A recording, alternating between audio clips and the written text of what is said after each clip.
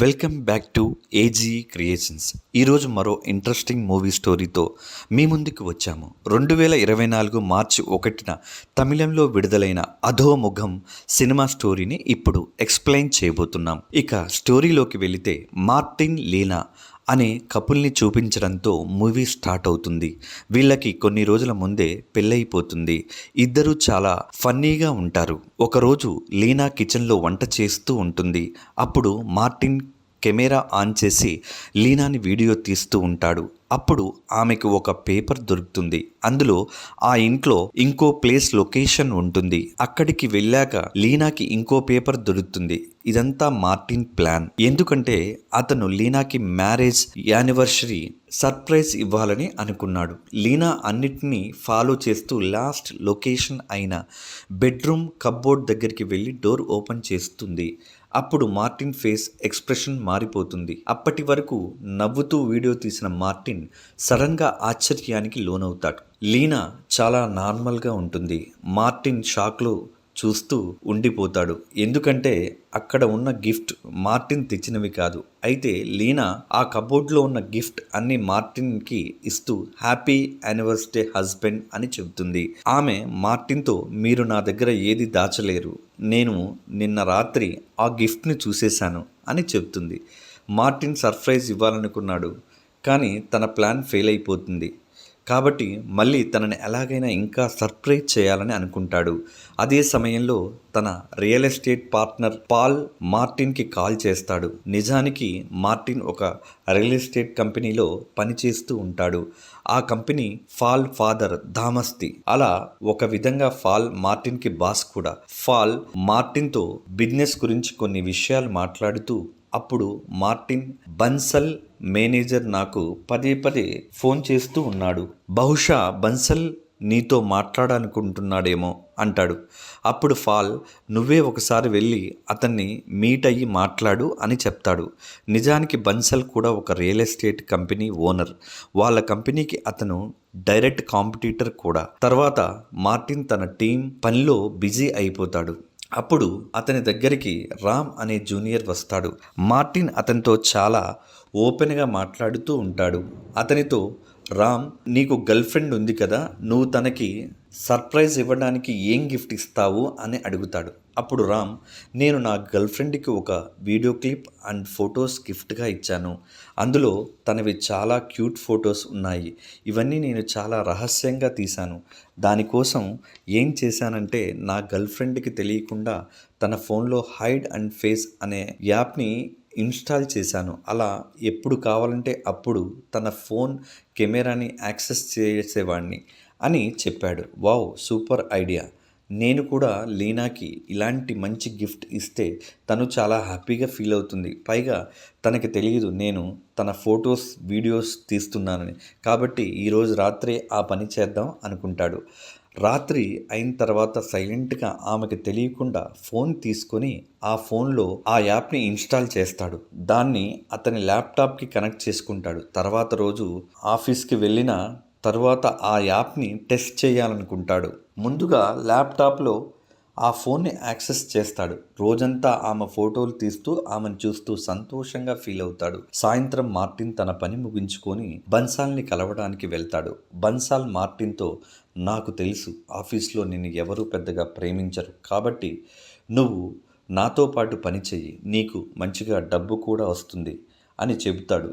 ఎందుకంటే అది అతని కాంపిటీటర్ కంపెనీ. మార్టిన్ అందులో పనిచేస్తున్నాడు కాబట్టి అక్కడ పని మనిషి తన దగ్గర పని చేయాలి అని కోరుకుంటున్నాడు. అతను చెప్పింది విన్న తర్వాత మార్టిన్ సమాధానం చెప్పడానికి ఒక్క నిమిషం సమయం కూడా తీసుకోడు. అతని ఆఫర్ని అప్పుడే అక్కడే రిజెక్ట్ చేస్తాడు. అతను అలా ఎందుకు చేశాడో కారణం కూడా చెప్తాడు. నిజానికి మార్టిన్ ఫాదర్ ఇద్దరూ కలిసి జాబ్ కోసం వెళ్ళారు. వాళ్ళకి జాబ్ కూడా దొరికింది. కొన్ని రోజుల తర్వాత మా మదర్ యాక్సిడెంట్లో చనిపోయింది. అప్పటి నుంచి మా నాన్నగారు చాలా డల్ అయిపోయారు. అప్పుడు థామస్ అంకులే నన్ను చూసుకున్నారు. మా ఫాదర్ చనిపోయిన తర్వాత కూడా ఆయనే నా మంచి చెడులు చూసుకున్నారు. నా చదువు, ఉద్యోగం అన్నీ ఆయనే దగ్గరుండి చూసుకున్నారు. అంతేకాదు నా పెళ్ళి ఆయన వల్లే జరిగింది. అందుకే వాళ్ళ కంపెనీ వదిలే ఏ ఆలోచన కూడా చేయను. తర్వాత మార్టిన్ అక్కడి నుంచి వెళ్ళిపోతాడు. అప్పుడు బన్సల్, నువ్వు ఇప్పుడు చేసిన తప్పుకి ఫ్యూచర్లో చాలా బాధపడతావు అంటాడు. అయినా కూడా మార్టిన్ తన మాటలు వినిపించుకోకుండా వెళ్ళిపోతాడు. ఇంటికి వెళ్ళిన తర్వాత తను రహస్యంగా తీసిన ఫోటోల్ని ఎడిటింగ్. ఆ తర్వాత రోజు మార్టిన్ మళ్ళీ ఆఫీస్కి వెళ్తాడు. అప్పుడు ల్యాప్టాప్లో ఓపెన్ చేసి మళ్ళీ ఆ యాప్ని చూస్తూ ఉంటాడు. అందులో అతని భార్య మొహం చూడగానే మార్టిన్ ఫేస్ ఎక్స్ప్రెషన్ మారిపోతుంది. ఎందుకంటే ఆమె అక్కడ ఎవరో వ్యక్తితో మాట్లాడుతూ ఉంటుంది. మార్టిన్ ఆమె ఎవరితో మాట్లాడుతుందో తెలియక టెన్షన్ పడుతూ ఉంటాడు. అందులో ఆ ఆడియో వినే ఆప్షన్ లేకపోవడం వల్ల అక్కడ వాళ్ళు ఏం మాట్లాడుకుంటున్నారో వినే అవకాశం లేకుండా పోతుంది.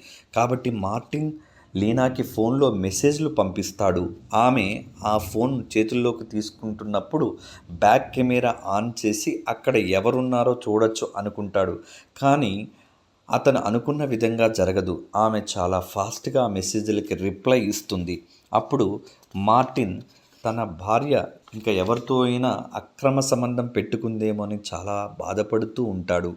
తర్వాత రాత్రి భోజనం చేస్తున్న సమయంలో రోజంతా ఏం చేస్తావు అని ఆమెని అడుగుతాడు. ఆమె అన్ని విషయాలు చెబుతుంది. అయితే ఇంటికి వచ్చిన వ్యక్తి గురించి ఏమీ చెప్పదు.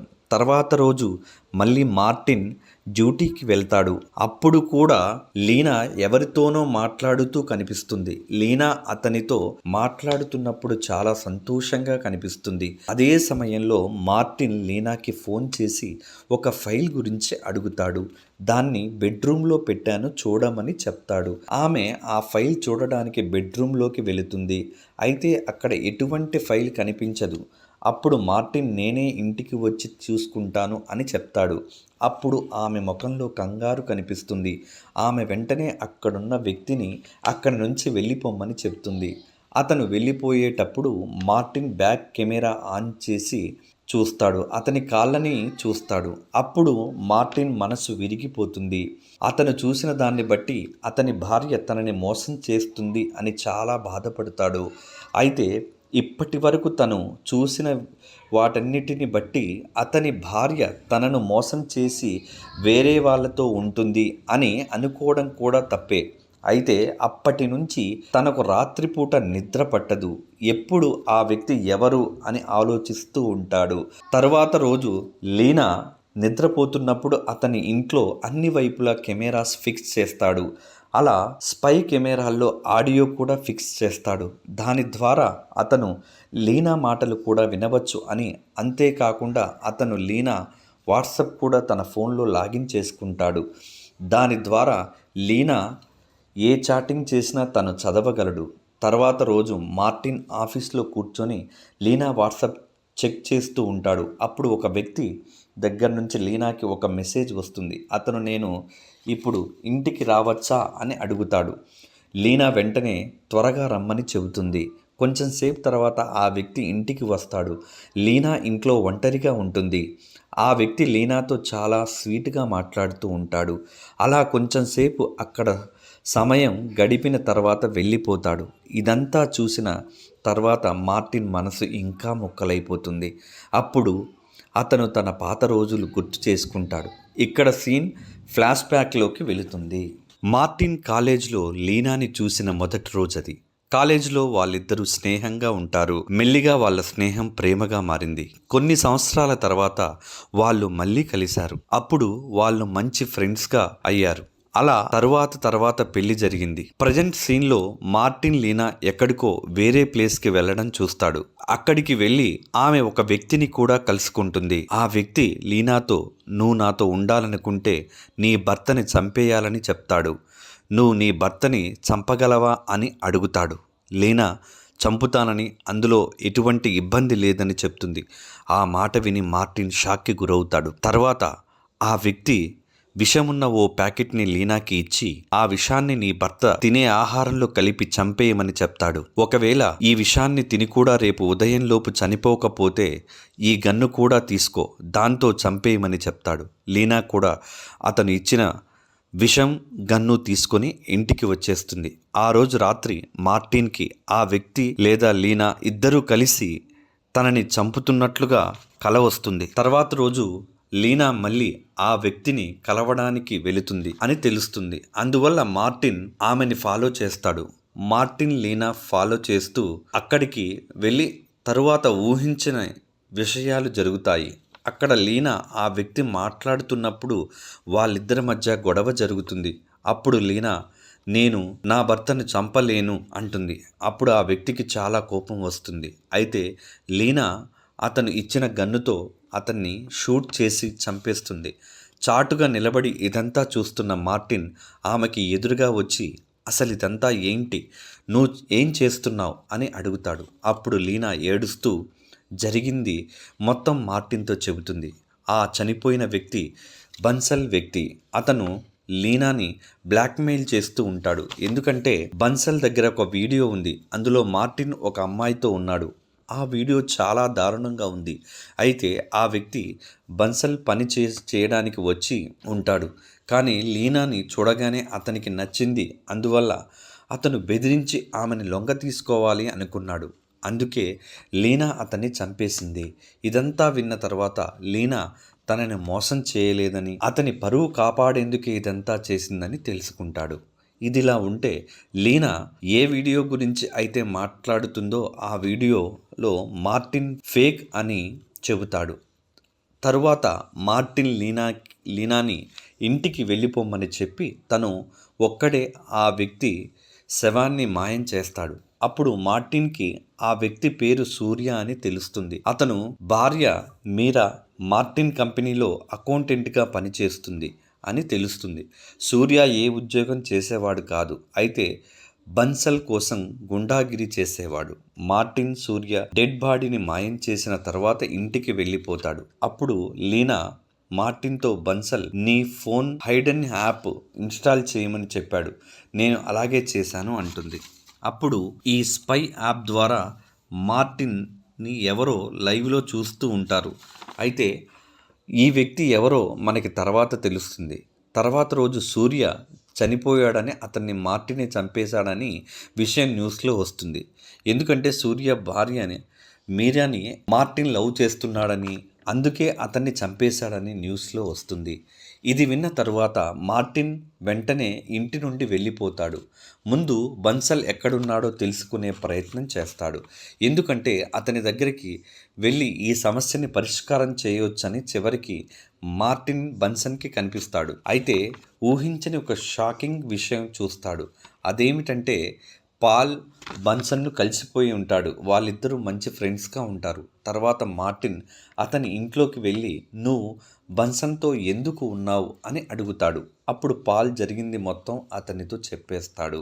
నిజానికి మార్టిన్ ఫాదర్ అస్సాం రావడానికి 300 కోట్లు తన పేరు మీద పెట్టించుకున్నాడు. కానీ పాల్ ఫాదర్ అలా చేయలేకపోయాడు. కాబట్టి ఒకరోజు అవకాశం చూసి థామస్ మార్టిన్ ఫాదర్ని చంపేశాడు.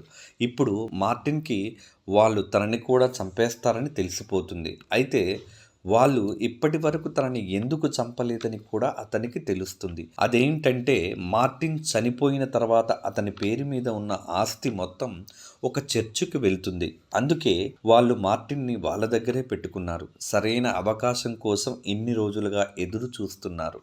మార్టిన్కి అన్ని విషయాలు తెలిసి కూడా సాక్ష్యాలు లేనందువల్ల అతను ఏమీ చేయలేకపోతాడు. అన్నింటికంటే దారుణమైన విషయం ఏమిటంటే తరువాత రోజు పోలీసులు అతన్ని అరెస్ట్ చేసి తీసుకువెళ్తారు. ఆ తర్వాత 6 నెలలు మార్టిన్ జైల్లోనే ఉంటాడు. అప్పుడప్పుడు లీనా వెళ్ళి చూస్తూ ఉంటుంది. అప్పుడు ఒకరోజు జైలర్ లీనాతో నీ సమయం అయిపోయింది, వెళ్ళొచ్చు అంటాడు.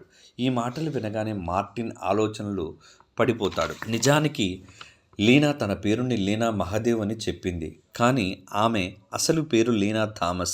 అంటే లీనా కూడా తనని కాలేజ్ డేస్ నుంచి మోసం చేస్తూనే ఉంది. మార్టిన్ ఫాదర్ని చంపిన థామస్ కూతురే ఈ లీనా థామస్. తన కూతుర్ని మార్టిన్ దగ్గరికి పంపించాడు. ఆమె అతన్ని పెళ్లి చేసుకుని భార్యగా సగం ఆస్తిని తన సొంతం చేసుకుంటుందని. అయితే ఇప్పుడు పూర్తిగా ఆస్తి మొత్తం వాళ్ళ చేతుల్లోకే వచ్చేలా బంపర్ ప్లాన్ చేసి వాణ్ణి జైల్లో వేయించారు. ఇప్పుడు నిజం బట్టబయలైపోయింది కాబట్టి లీనా కూడా అతని మొహం మీదే ఇప్పటికిప్పుడు నువ్వు ఈ జైల్లోంచి బయటికి రాలేవు. నీ మిగిలిన జీవితం మొత్తం ఇక్కడే గడపాలి. ఎందుకంటే మేము నిన్ను బయటికి రానివ్వం.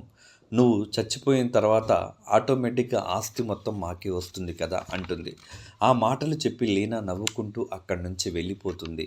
తర్వాత మార్టిన్ చాలా ఎమోషనల్గా ఉంటాడు. అతని గుండె ముక్కలైపోతుంది.